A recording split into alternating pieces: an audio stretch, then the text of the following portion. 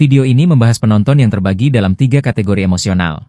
Mereka yang memiliki beban emosional, mereka yang berada di bawah tekanan keluarga dan masyarakat, dan mereka yang menunjukkan pola-pola toksik.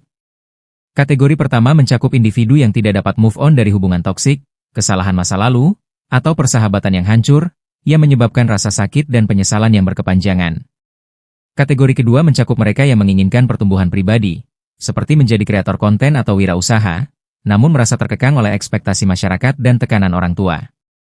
Kategori ketiga melibatkan individu yang berjuang melawan overthinking, terus-menerus membandingkan diri, atau dorongan untuk mengendalikan situasi dan orang-orang di sekitar mereka, yang menyebabkan gejolak batin. Pembicara menekankan pentingnya melepaskan beban-beban ini agar dapat hidup bebas, mengibaratkannya seperti layang-layang yang terlilit tali. Tak mampu terbang tinggi hingga kebingungan teratasi. Video ini menyarankan untuk menonton video lain karya Divya Kriti, yang menggarisbawahi pentingnya mengelola diri sebelum mencoba menghadapi tantangan eksternal. Konsep seni melepaskan diperkenalkan sebagai solusi kunci, dengan perkenalan yang tidak sempurna atau hubungan yang membebani disarankan untuk dilepaskan jika lebih banyak mendatangkan kerugian daripada kebaikan. Sekali lagi, gagasan tersebut ditegaskan, sebelum seseorang dapat mengendalikan dunia, ia harus belajar mengendalikan diri sendiri. Untuk memandu pemirsa melalui proses ini, pembicara merujuk pada buku Dr. David Hawkins, Letting Go, The Pathway of Surrender.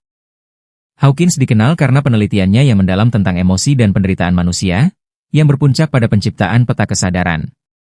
Video ini menjanjikan akan membagikan 7 pelajaran yang dipetik dari pengalaman psikiatrisnya. Ditambah latihan 4 langkah sederhana untuk mengidentifikasi dan melepaskan rasa sakit emosional. Pelajaran pertama berpusat pada kekuatan berserah. Dengan menggunakan alegori babun yang terperangkap oleh keinginan mereka akan garam, pembicara menggambarkan bagaimana hewan-hewan tersebut terjerat saat berpegang teguh pada sumber daya mereka, tak mampu lepas dari jebakan tersebut. Metafora ini menyoroti kesia-siaan berpegang teguh pada apa yang tidak bermanfaat bagi kita. Seperti halnya babun, individu mungkin mendapati diri mereka terbelenggu oleh keterikatan mereka sendiri dan enggan melepaskannya. Pesan utama dari video ini adalah bahwa melepaskan sangat penting bagi kebebasan dan pertumbuhan pribadi. Setiap penonton didorong untuk merenungkan kategori mana yang mereka masuki, mengevaluasi emosi yang menghambat mereka, dan merangkul seni melepaskan. Melalui nasihat praktis dan penceritaan yang relevan. Video ini bertujuan untuk memotivasi individu agar mampu mengatasi batasan emosional mereka dan merangkul kehidupan yang lebih bebas. Dengan mendalami ajaran Dr. Hawkins, penonton dibekali dengan alat untuk memproses perasaan mereka, belajar untuk berserah, dan pada akhirnya, menjalani hidup dengan kejelasan dan tujuan yang baru. Sebagai penutup, pembicara mengajak pemirsa untuk tidak membiarkan beban emosional, tekanan sosial, atau pola-pola toksik mendikte hidup mereka. Dengan mempelajari seni melepaskan, individu dapat meraih kembali hak mereka dan mulai melayang seperti layang-layang yang lepas dari talinya. Perjalanan menuju kebebasan emosional dibingkai sebagai sesuatu yang tidak hanya bermanfaat, tetapi juga penting bagi pemenuhan dan kebahagiaan pribadi. Monyet menunjukkan perilaku unik dalam hal akal, terutama saat haus. Mereka rajin mencari sumber air, dan ketika menemukannya, mereka tak segan-segan menuntun manusia Afrika kuno ke sumber-sumber tersebut. Bahkan di tengah rasa haus yang luar biasa. Perilaku ini menunjukkan tekad, karena monyet-monyet tersebut berpegang teguh pada temuan mereka, menunjukkan paralel yang menarik dengan kehidupan manusia. Manusia seringkali terikat pada apa yang mereka anggap berharga, termasuk emosi, yang dapat berujung pada konsekuensi negatif jika mereka menolak melepaskannya. Dalam banyak kasus, manusia berpegang teguh pada emosi seperti amarah, ketakutan, atau rasa bersalah, seperti monyet yang tak mau melepaskan cengkeramannya. Keterikatan semacam itu dapat mengakibatkan bahaya, menghalangi seseorang untuk maju. Menyerah dan bersedia melepaskan dapat membawa pembebasan dan awal yang baru. Ilustrasi historis fenomena ini dapat ditelusuri dari Perang Dunia Kedua, khususnya pengeboman Hiroshima dan Nagasaki. Dalam kasus ini, Jepang memang kalah perang tetapi menolak untuk menyerah, yang memicu penggunaan bom-bom yang dahsyat. Setelah perang, ada seorang prajurit bernama Hiro Onodayang. Meskipun Jepang menyerah tanpa syarat, memilih untuk tidak melepaskan semangat juangnya. Ia hidup terisolasi di hutan, mengabaikan kenyataan kekalahan selama 29 tahun, yang berdampak signifikan pada kehidupannya dan keluarganya. Keterikatannya pada misi akhirnya menyebabkan tahun-tahun yang terbuang sia-sia dan penderitaan emosional bagi dirinya dan orang-orang yang dicintainya. Dari sini, pelajaran yang dapat dipetik, berserah diri terkadang dapat memberikan manfaat yang lebih besar. Emosi dapat dipandang sebagai energi. Ketika mencoba mengendalikan atau menekan emosi, orang mungkin merasa sia-sia, mirip dengan mencoba mendorong bola yang mengapung ke dalam air, yang pada akhirnya akan muncul kembali dengan paksa. Kecenderungan alami emosi akan muncul, dan mengerahkan kekuatan untuk menekannya seringkali menyebabkan hilangnya energi, kecemasan, dan kekacauan.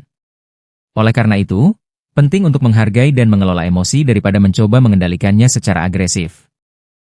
Poin penting lainnya membahas dua individu, Raman dan Shyam, yang sama-sama mengalami PHK dan menghadapi emosi mereka secara berbeda. Raman terjerumus dalam perasaan negatif, malu, bersalah, takut, dan marah, yang melumpuhkannya dalam siklus penyesalan dan rasa malu. Sebaliknya, Shyam mengalami emosi awal yang serupa, tetapi akhirnya menumbuhkan rasa penerimaan dan tekad. Ia memotivasi dirinya untuk terus maju dengan merangkul keberanian dan kepositifan, mencari peluang baru, dan berinteraksi dengan dunia.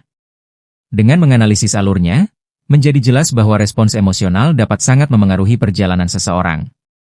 Kemampuan Shyam untuk bertransisi dari emosi negatif ke getaran yang lebih tinggi, seperti cinta dan kegembiraan, memungkinkannya membangun kembali hidupnya lebih cepat daripada Raman. Konsep tingkat energi dalam emosi menyoroti perbedaan ini. Emosi negatif cenderung mengikat individu pada tingkat energi yang lebih rendah. Sementara emosi yang lebih tinggi meningkatkan kondisi dan potensi tindakan seseorang dalam hidup. Kesimpulannya, pelajaran yang dipetik dari monyet dan individu seperti Hiro Onoda, Raman, dan Shyam menekankan pentingnya mengenali kapan harus melepaskan, berserah pada keadaan, dan memahami kekuatan emosi sebagai energi. Kemampuan mengelola emosi ini jelas memengaruhi kemampuan seseorang untuk menghadapi tantangan dan meningkatkan pertumbuhan pribadi. Melalui kesadaran dan modifikasi respons emosional, seseorang dapat beralih dari stagnasi menuju pemberdayaan, yang menggambarkan jalur mendalam menuju peningkatan diri dan kesejahteraan. Di gedung-gedung tinggi, lantai bawah biasanya kurang bernilai dibandingkan lantai atas, di mana lingkungan terasa lebih nyaman karena faktor-faktor seperti angin. Analogi ini juga berlaku untuk emosi kita. Perasaan negatif berkaitan dengan kondisi emosi yang lebih rendah, sementara emosi yang membangkitkan semangat berkaitan dengan lantai atas. Sayangnya, mayoritas orang berada dalam kondisi emosi yang lebih rendah ini, sementara sebagian kecil merasakan lebih banyak energi positif. Sangat penting untuk menyadari GPS emosional dan peta kesadaran Anda untuk memahami posisi emosional Anda. Dengan memupuk rasa welas asih terhadap diri sendiri, Anda dapat meningkatkan kondisi emosional Anda. Poin kuncinya adalah mengamati emosi Anda tanpa mengidentifikasi diri dengannya. Seringkali, ketika orang mengungkapkan kemarahan atau frustrasi, mereka mengatakan, "Saya marah," atau "Saya khawatir," yang bisa merugikan. Pernyataan ini menyiratkan bahwa mereka mendefinisikan diri mereka sendiri melalui emosi mereka. Sebaliknya, kita harus menyadari bahwa meskipun emosi merupakan bagian dari pengalaman manusia, emosi tidak mendefinisikan diri. Mengatakan, "Saya marah," berisiko menciptakan identitas yang bertahan lama di sekitar emosi tersebut, yang menyebabkan frustrasi berkelanjutan ketika perasaan itu menghilang. Dengan menggunakan metafora, bayangkan hidup sebagai sebuah film.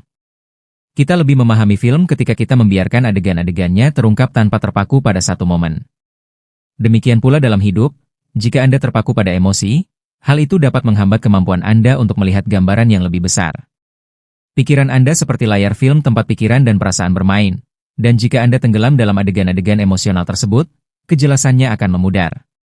Sebaliknya, mundurlah sejenak dan akui saja, "Saya merasakan ini," yang mendorong Anda untuk mengamati, alih-alih mengidentifikasi diri dengan emosi tersebut. Lebih lanjut, melepaskan keterikatan pada hasil sangat penting untuk kebebasan. Sebuah contoh dari serial populer menggambarkan hal ini. Ketika seorang tokoh mencengkeram seekor merpati terlalu erat, ia akan mati. Sebaliknya, jika dipegang terlalu longgar, ia akan lepas. Analogi ini berlaku untuk keterikatan kita jika kita terlalu erat berpegang teguh pada pencapaian atau ekspektasi. Hal itu dapat menyebabkan rasa sakit dan tekanan emosional, seperti yang terlihat dalam kasus seorang kreator konten yang merasa tidak berharga ketika jumlah pengikutnya menurun. Mencapai keseimbangan sangatlah penting.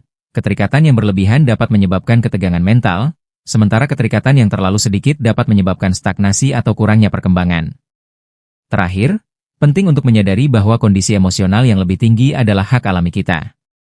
Sebuah pesan yang kuat dalam konteks ini mendorong setiap individu untuk bercita-cita mencapai kondisi emosional yang lebih tinggi ini, dengan memahami bahwa kondisi tersebut tidak hanya dapat dicapai tetapi juga layak. Menyeimbangkan keterlibatan emosional, kesadaran, dan keterpisahan dapat menghasilkan kehidupan yang lebih memuaskan. memungkinkan seseorang untuk menjalani pasang surut kehidupan dengan anggun dan tangguh. Merangkul keseimbangan ini mengarah pada pertumbuhan pribadi dan kebahagiaan yang lebih besar, sejalan dengan gagasan bahwa kita semua memiliki potensi untuk mencapai tingkat emosional dan spiritual yang lebih tinggi dalam hidup kita. Seorang anak laki-laki memberikan sebuah pensil sederhana sebagai hadiah kepada seorang anak yang gembira, yang merespons dengan penuh semangat, menggambarkan bahwa kebahagiaan sejati tidak membutuhkan harta benda yang mewah. Anak laki-laki itu mempertanyakan kegembiraan anak itu atas sebuah pensil, yang membawanya pada refleksi tentang hakikat kebahagiaan yang intrinsik yang ditemukan dalam diri kita sejak usia muda. Narasi tersebut menunjukkan bahwa kepuasan sejati tidak berasal dari kekayaan eksternal atau barang-barang mewah, melainkan berada di dalam diri, menunggu untuk kita wujudkan. Ditekankan bahwa emosi negatif seringkali mengaburkan kebahagiaan batin ini. Seperti halnya awan yang dapat mengaburkan sinar matahari meskipun masih ada di langit. Negativitas, seperti kemarahan, frustrasi, dan kecemasan, dapat mengganggu kemampuan kita untuk merasakan sukacita sepenuhnya. Untuk mendapatkan kembali kebahagiaan ini, seseorang harus belajar mengelola emosi negatif secara efektif. Proses melepaskan negativitas diuraikan dalam 4 langkah. Langkah pertama adalah membiarkan energi negatif muncul tanpa perlawanan. Layaknya mencegah petasan meledak dapat membahayakan, menolak emosi justru dapat memperburuknya. Dengan membiarkan perasaan negatif muncul, Anda menciptakan ruang bagi perasaan tersebut untuk menghilang secara alami. Langkah kedua melibatkan, bertahan, dengan emosi-emosi ini. Seringkali, ketika kenegatifan muncul, ada kecenderungan untuk segera mencari kelegaan, yang dapat menciptakan kegelisahan. Namun, seperti halnya mobil yang mencari jalan di tengah kemacetan. Emosi negatif bersifat sementara dan pada akhirnya akan berlalu jika seseorang dapat hadir di dalamnya. Langkah selanjutnya adalah membiarkan energi mengalir. Terlalu berfokus pada hal-hal negatif dapat menghambat perkembangan alaminya. Layaknya awan yang berlalu di langit, menyadari bahwa emosi juga akan datang dan pergi dapat membantu memfasilitasi pelepasannya. Sangat penting untuk mengenali dan membiarkan aliran energi ini mengalir melalui diri Anda. Langkah terakhir adalah mengamati emosi-emosi ini dengan kesadaran tanpa menghakimi. Dengan mengamati dengan penuh kasih bagaimana emosi muncul dan menghilang, seseorang akan lebih mudah mengaturnya. Merasa terjebak dalam kemarahan atau kesedihan, meyakini bahwa itu permanen, adalah hal yang umum, padahal perasaan seperti itu pada dasarnya bersifat sementara. Seiring waktu, emosi-emosi berat itu akan mereda. Penguasaan keempat langkah ini membutuhkan latihan. Meskipun konsepnya sederhana, penerapannya dalam kehidupan sehari-hari bisa menjadi tantangan bagi banyak orang.